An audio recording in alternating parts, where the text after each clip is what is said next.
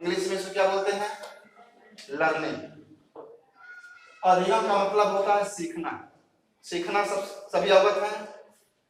अधिगम हो सकता है नया शब्द हो आपके लिए। अधिगम मीन्स सीखना। जैसा कि सीखने से सभी संबंधित हैं, सभी जानते हैं सीखना क्या होता है। बालक जन्म के समय केवल रोना जानता है, सबको मालूम है। इसके बाद जैसे जैसे उसकी आयु बढ़ती जाती है, यानी समय बढ़ता जाता है, वैसे वैसे बालक जो है वातावरण के संपर्क में आकर के वह एक नवीन ज्ञान प्राप्त करता चला जाता है। और जो है यह ज्ञान जो है जन्म से लेकर के मृत्यु तक, जब तक कि बालक की मृत्यु नहीं हो जाती है तब तक जो है सीखता रहता है। एक प्रकार से सीखना क्या हुआ? जन्म से लेकर के मृत्यु तक चढ़ने वाली क्या है? प्रक्रिया है। मनुष्य की मूलभूत आवश्यकता क्या होती है?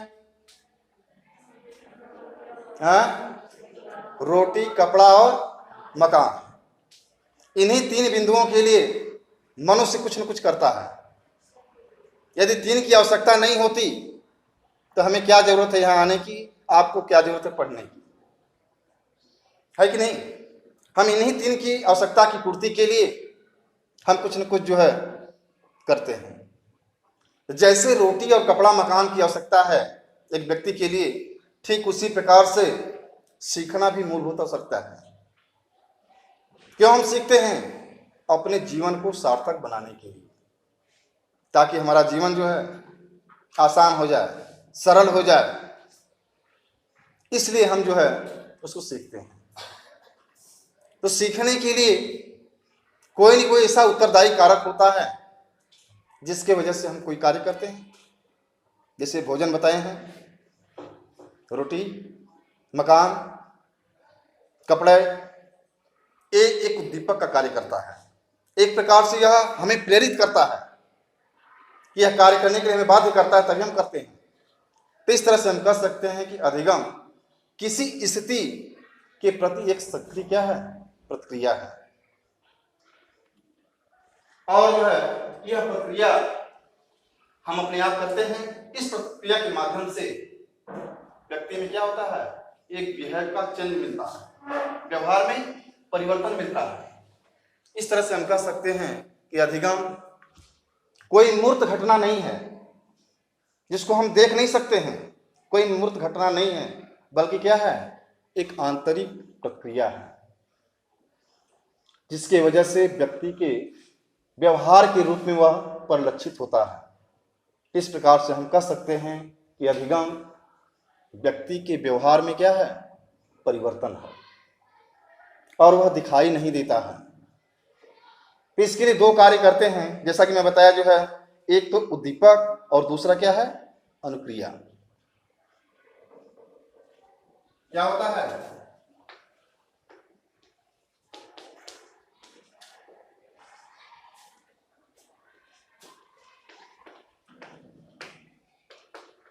अनुक्रिया, इसको इंग्लिश में स्टिमुलस कहेंगे, और अनुक्रिया मतलब इंग्लिश में जो है रेस्पॉन्स।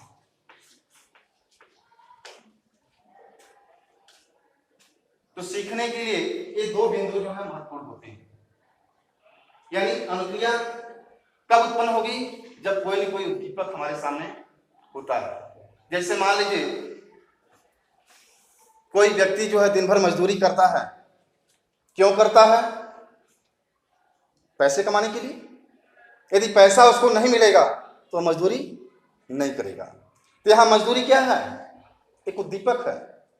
उस अर्थ की प्राप्ति के लिए हम जो है कार्य करते हैं, और कार्य करते हैं तो कुछ न कुछ बातें हम सीखते हैं।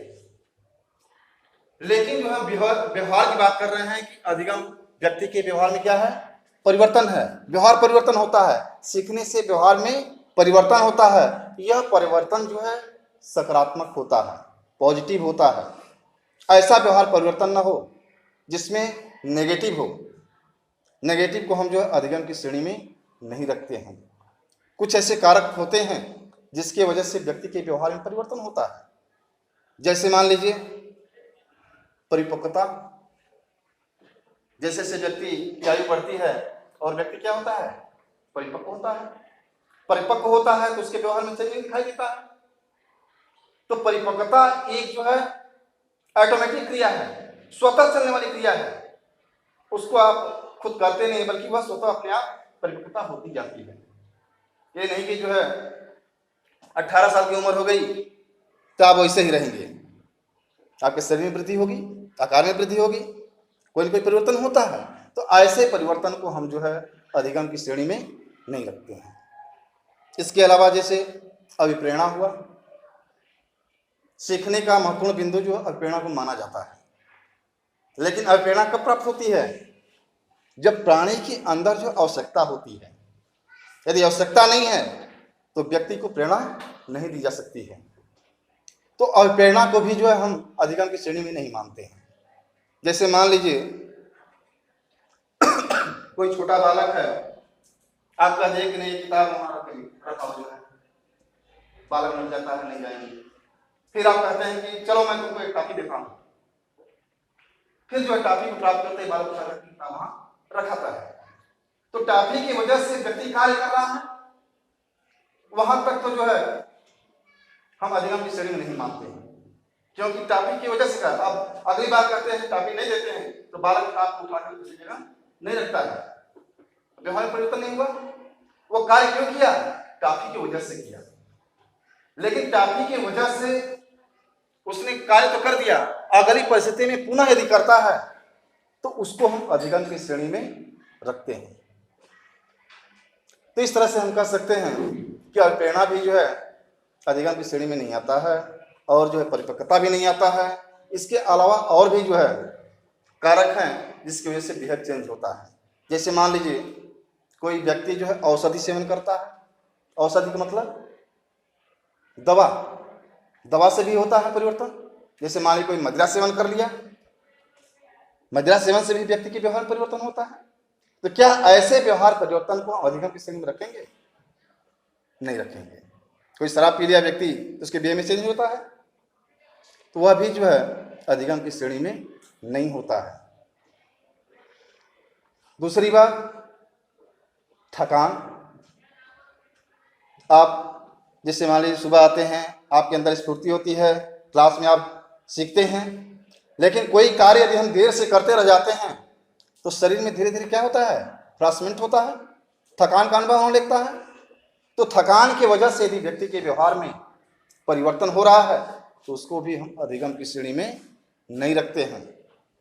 और कुछ देर आप विश्राम कर लेते हैं, फिर पुनः वो जो स्फूर्ति है वो आ जाती है, तो उसको भी जो है ऐसे व्यवहार को हम अधिगम की श्रेणी में नहीं रखते हैं। एक कारक और है उद्दीपन। उद्दीपन का मतलब समझते हैं। जैसे आप हैं बैठे हैं, अचानक कोई आया, जोर से धमाका हुआ, या कोई जोर से बोल दिया, या एक सपाटी दूसरे सपाटी में पेट में जो है पेन कर दिया, तो चौंक पड़ते हैं। ऐसे कंडीशन भी आते हैं। तो इस कंडीशन को भी हम अधिगम की श्रेणी में नहीं रखते हैं। तो अधिगम के लिए क्या है, वह व्यवहार परिवर्तन जो व्यक्ति के लिए क्या हो, स्थायी हो, उसको हम केवल अधिगम की श्रेणी में रखते हैं। तो अधिगम क्या हो गया, अधिगम मीन्स व्यवहार में परिवर्तन। क्या हुआ अधिगम, व्यवहार में परिवर्तन होता है। वह परिवर्तन कैसा होना चाहिए, स्थायी होना चाहिए। ऐसा यदि व्यवहार परिवर्तन है तब हम उसको जो है अधिगम मानते हैं। ठीक है। जैसे मान लीजिए आप मंडला गए हैं और वहां से खाने की सामग्री कोई ले लिए, केला मान लीजिए ले लिए। केला लेकर के आप जो है हाथ में लटकाए हुए थैले में जा रहे हैं। मान लीजिए वहां पे कोई बंदर है और खाने की सामग्री को देखता है और आपकी आंखों से ओझल होकर के और आपके हाथ से वो केले का थैला लेके भाग जाता है। तो बंदर द्वारा जो है केले को लेकर के भाग जाना, यह कैसी प्रक्रिया है, बोलिए। नहीं पता है। यदि कुत्ता बैठा है और सामने खाना दिखाई देगा तो क्या करेगा? उसको देखेगा नहीं, जाके क्या करेगा? खाएगा। तो कुत्ता द्वारा जो है भोजन को जाकर के खाना एक ऐसी प्रक्रिया है। नहीं पता है? अरे भाई, उसका स्वभाव है, खाने की सामग्री देखेगा और जाकर झट से खाएगा। आप मंडेला बाजार में जा रहे हैं और दुकानदार जो है बढ़िया बढ़िया मिष्ठान लगा के रखा है, क्या आप दौड़ करके जाके खाना शुरू कर देंगे? बोलिए, नहीं खाएंगे। क्यों नहीं खाएंगे? आप जानते हैं कि जाएंगे खाएंगे तो दुकानदार जो है पीटना शुरू कर देगा, आपको पता है। लेकिन जो है उसकी जगह जो है कोई दूसरा जीव है तो वह जो है मौका पाता है उसको जरूर खाएगा, आप थोड़ी खा सकते हैं। तो बंदर द्वारा जो है खाने की सामग्री छीन करके भाग जाना, उसको खा जाना, यह प्रक्रिया उसकी सीखी हुई नहीं है, बल्कि कैसी है? स्वाभाविक है, उसका स्वभाव है, वो खाएगा। लेकिन उसी के सापेक्ष मान लीजिए कोई बालक है, मान लीजिए आप ही हैं, आपका सहपाठी कोई खाने की सामग्री ले आया है, तो आप क्या करेंगे? इच्छा करी तो मांगेंगे, अरे हमको भी खिलाओ जो है। तो मांगने की क्रिया कैसी हो गई? नहीं पता है। अरे भाई, मांगेंगे, आपका सीखा हुआ व्यवहार है कि कोई व्यक्ति मांगने से दे सकता है, जबरदस्ती करेंगे लड़ाई हो जाएगी, होगा कि नहीं? तो आपको पता है कि कोई वस्तु हमको प्राप्त करनी है तो मुझसे मांग करके ले सकते हैं। तो मांगने की जो प्रक्रिया है वह सीखी हुई प्रक्रिया है। बात समझ में आ गई? छोटा जो बालक होता है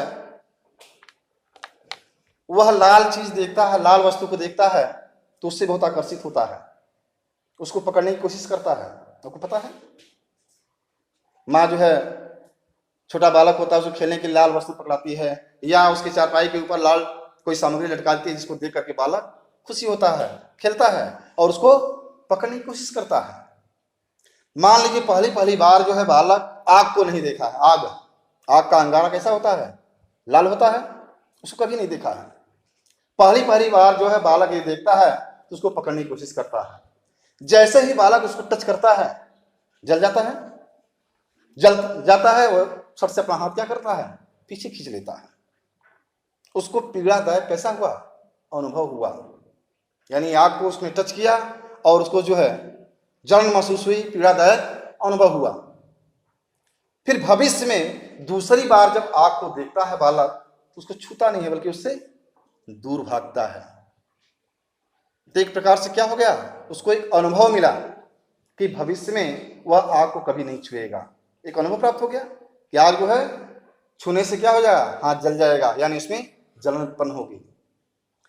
तो अनुभव जो है पीड़ादायक भी हो सकता है और आनंददायक भी हो सकता है।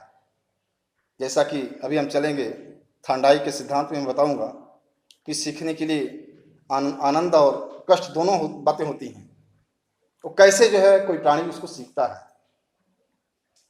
तो बालक द्वारा आग को न छूना कैसे सीखने को मिला? अनुभव द्वारा मिला। पहले बार तो छुआ, लेकिन बाद में उसको पता लग गया कि आग को छूने से जल जाएंगे, एक अनुभव प्राप्त हुआ। तो इस तरह से हम कह सकते हैं कि अधिगम व्यक्ति के व्यवहार में वह स्थायी परिवर्तन है जो अनुभव एवं प्रशिक्षण द्वारा व्यवहार में क्या है? परिवर्तन है। सीधी सी परिभाषा, एक लाइन की परिभाषा इतना जान लेंगे तो समझिए कि बहुत अच्छा आप एग्जाम में लिख सकते हैं। तो क्या है? अधिगम व्यक्ति के व्यवहार में वह स्थायी परिवर्तन है जो अनुभव एवं प्रशिक्षण के द्वारा संपन्न होता है, न कि ऐसे कारक जैसे परिपक्वता, थकान, अभिप्रेरणा, उद्दीपन, औषधि सेवन, इस तरह से जो व्यवहार परिवर्तन होते हैं उनको हम अधिगम की श्रेणी में नहीं रखते हैं। अब बात है कि क्या मनुष्य ही कोई बात को सीखता है? मनुष्य ही नहीं सीखता है, बल्कि इस संसार के सभी जीवधारी जो है सीखते हैं। तो सीखने की प्रक्रिया क्या हो गई? सार्वभौमिक हो गई। इस धरती पे जो भी जीव जंतु हैं सभी सीखते हैं। इतनी बात समझ में आ गई। देखिए वाटसन ने कहा इसके संबंध में कि अधिगम जो है अनुभव एवं प्रशिक्षण द्वारा व्यवहार में परिवर्तन है। उसी प्रकार से वुडवर्थ ने कहा है कि अधिगम जो है नवीन सूचनाओं, नवीन ज्ञान को प्राप्त करने की क्या है, प्रक्रिया है। उसी प्रकार से स्किनर ने कहा है कि प्रगतिशील व्यवस्थापन की प्रक्रिया है, क्या है, अधिगम है। अब तो अधिगम के समझ में सारी बातें आ गई। अधिगम क्या है, बोलिए।